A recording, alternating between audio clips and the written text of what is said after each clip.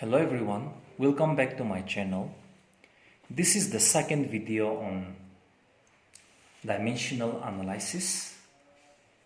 In the previous video, we have discussed the dimensional formulae of a few physical quantities and their units. Now in this video, we will discuss the different types of dimensional variables and constants.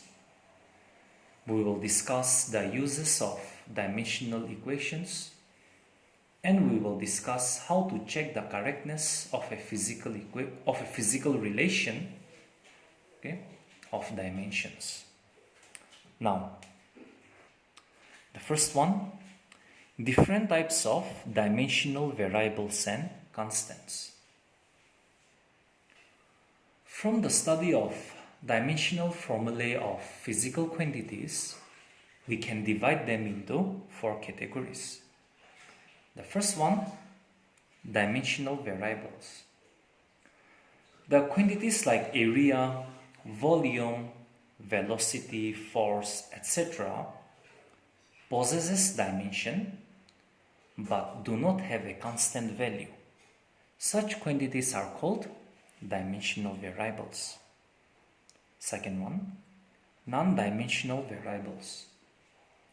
The quantities like angle, specific gravity, strain, etc. neither possess dimension nor they have a constant value. Such quantities are called non-dimensional variables. Now, dimensional constants. The quantities like gravitational constant, Planck's constant, etc. possess dimension and also they have a constant value. So they are called dimensional constants. The last one, non-dimensional constants. The constant quantities having no dimensions are called non-dimensional constants. This includes like the pure numbers 1, 2, 3, 4 and so on. It includes pi, it includes e, the value of e like which is 2.718 and so on. And all trigonometric functions are non-dimensional constants. Now, dimensional equations. The dimensional equations have the following three uses. The first one, to check the correctness of a physical equation.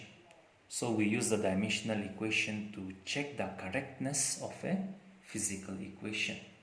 That is to check the accuracy of the physical equation.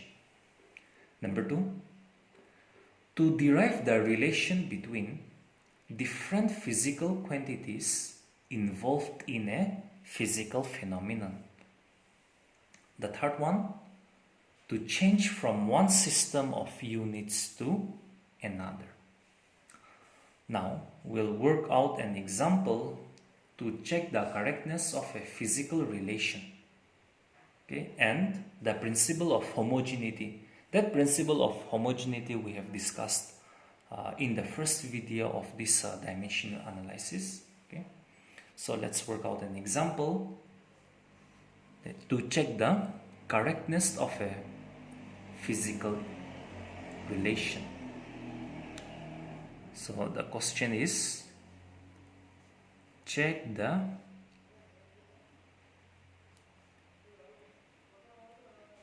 accuracy of the relation.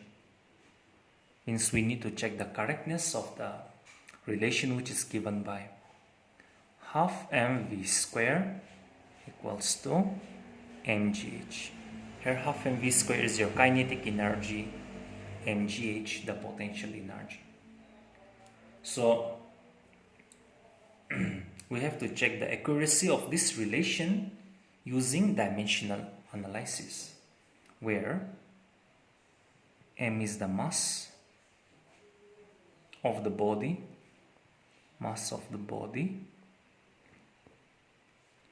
v is the velocity of the body, g the acceleration due to gravity, and h, the height to which the object is raised, okay, from the surface of the ground. Now let's see how we work out with this example. Here it is given that half mv square equals to mgh. Now we take the left side. So as we take the left hand side, your left hand side is, okay, your left hand side, it's half mv square. Here half is a constant value, okay, it's dimensionless. Now m is the mass of the body, so m, we write it, for mass we write it as capital M. Now in the first video we have seen how to write a dimensional formula for the velocity.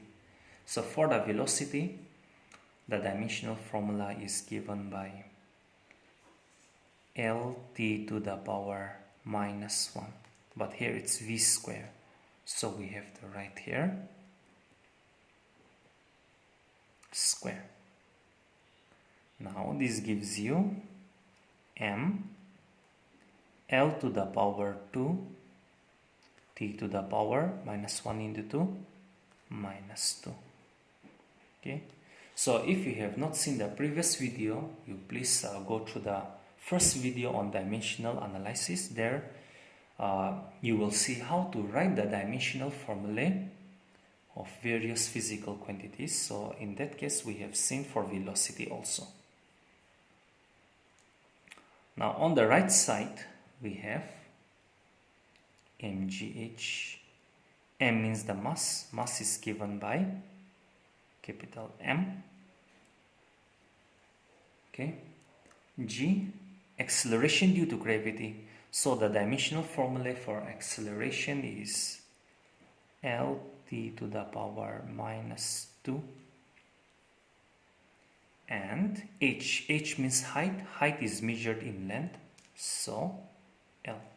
So this gives you m L into L, L to the power 2 t to the power minus 2. So the dimensional formula for the left hand side and the right hand side are equal. Or we can say that here the dimension of m is 1 on the left side, the right side the dimension of m is 1. Here the dimension of L is 2, here it's 2. 40 it's minus 2, here also 40 it's minus 2. So since dimensions of left hand side and right hand side are same or equal, therefore the given relation is correct. So this is how we check the correctness of various physical relations. Now let's look at the second example. It is this example is based on to derive the relation between various physical quantities. Now using the method, this example says, using the method of dimensions, derive an expression for the centripetal force F acting on a particle of mass m moving with velocity v in a circle of radius r. So we have to derive an expression for the centripetal force F, and this force is acting on a particle having a mass m which is moving with a velocity v in a circle of given radius r. So let's see.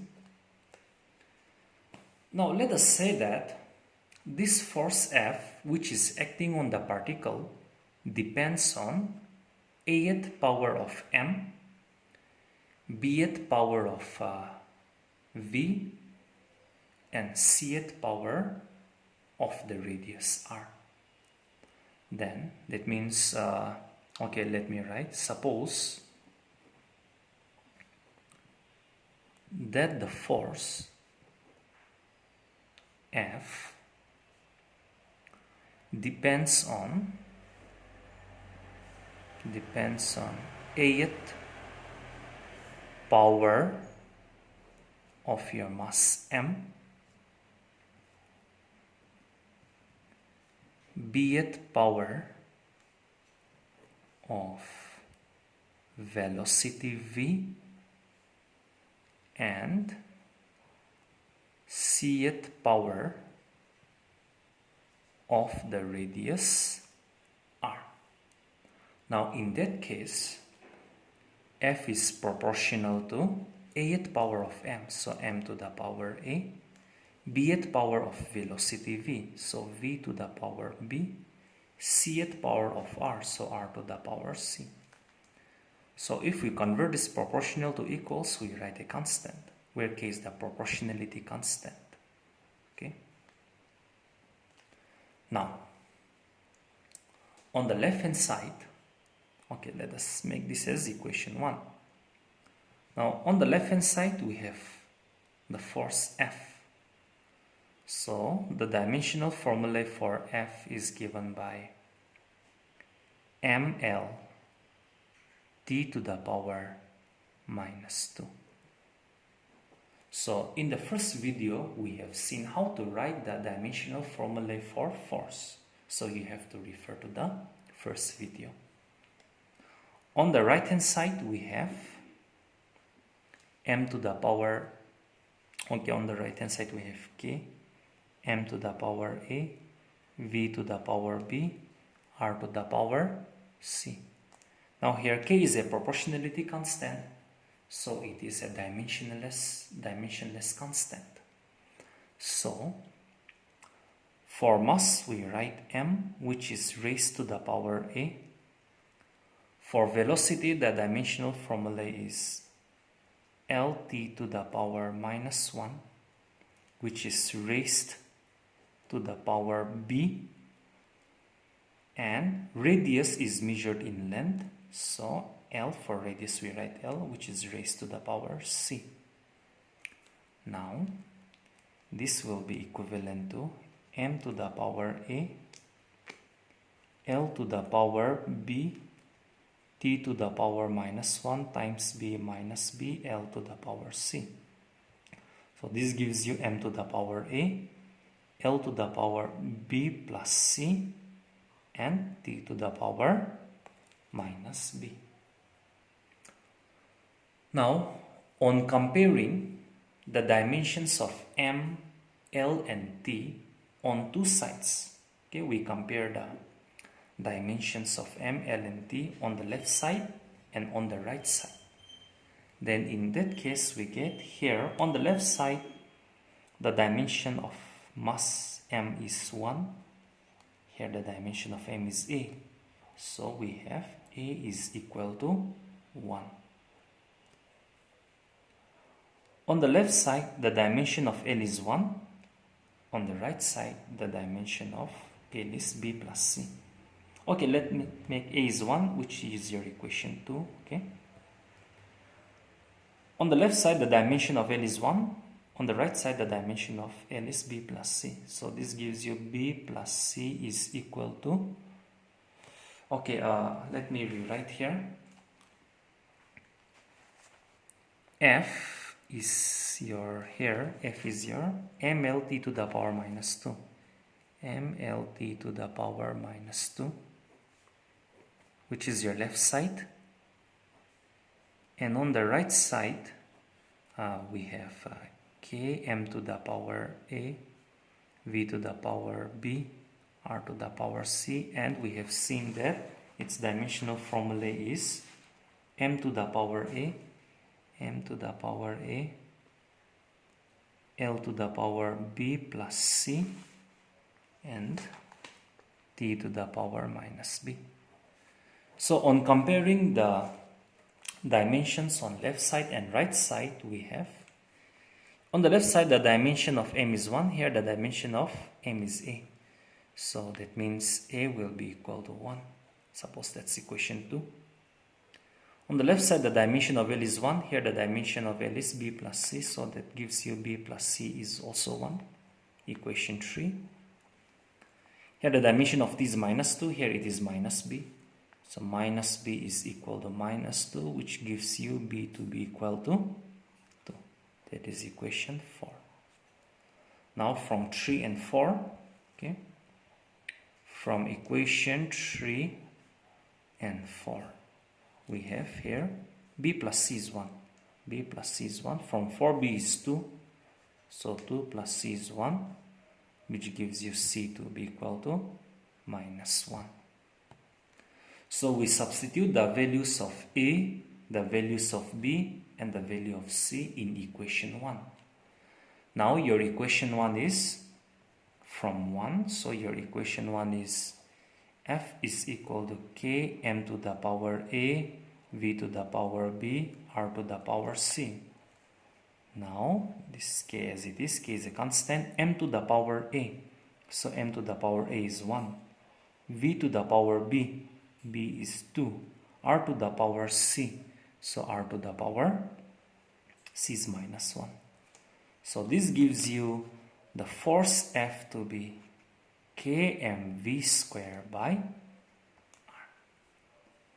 So this is how we derive the relation of a physical quantity using the method of dimensions.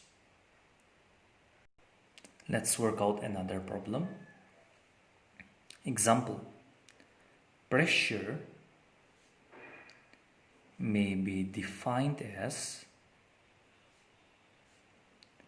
linear momentum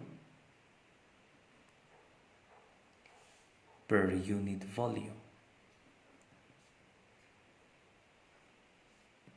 So we have to check the correctness of this relation. So is it correct? Check by the method of dimensions. So let's see. Now we know that pressure is defined as force upon area. Now the dimensional formula for force, okay, which I have derived in the first video on dimensional analysis. So we have mlt to the power minus 2. Area means length into breadth or side into side.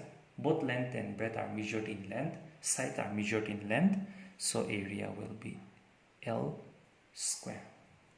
So here 1L gets eliminated, so we have ml to the power minus 1 t to the power minus 2. That's the dimensional formula for pressure. So the dimension of pressure is 0, minus 1, and minus 2. That is obtained from m, l, and t. Now we know that momentum means mass into the product of mass and velocity. So here linear momentum per volume. So linear momentum per unit volume means we have linear momentum